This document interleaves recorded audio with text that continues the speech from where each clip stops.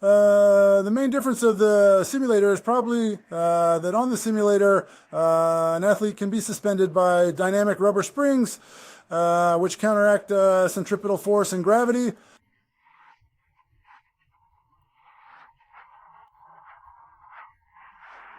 It is dynamic and can move with the athlete. The rubber cord is attached to the posts.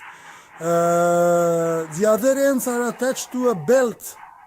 The belt is worn on the athlete's waist, so the attachment points are at the hip joints.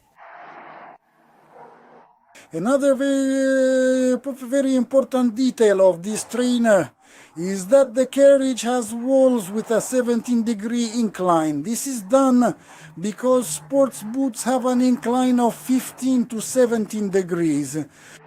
So that the legs during the movement on the machine remain in a natural position, just as they are for an athlete during a descent.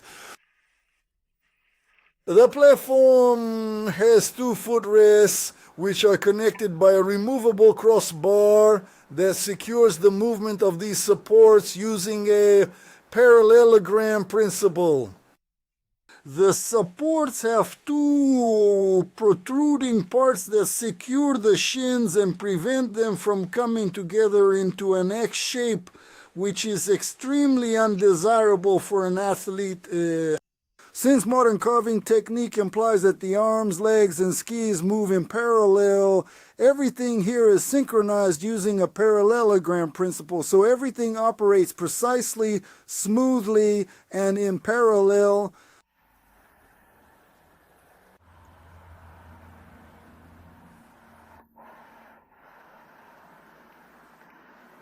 Also, the action of external forces, which is centrifugal, is counted, yes, by the lower springs, which occurs through tension.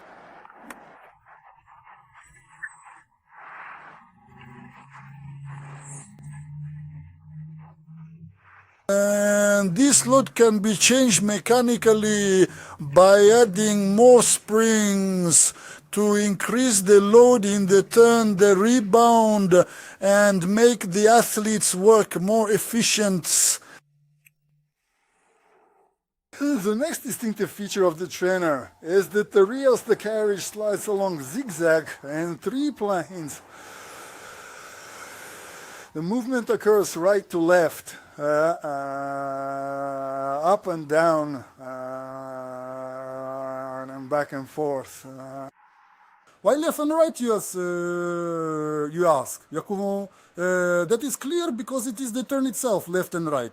Up and down, that is caused by loading and unloading the skis through bending and extending. Forward and backward happens because during body angulation,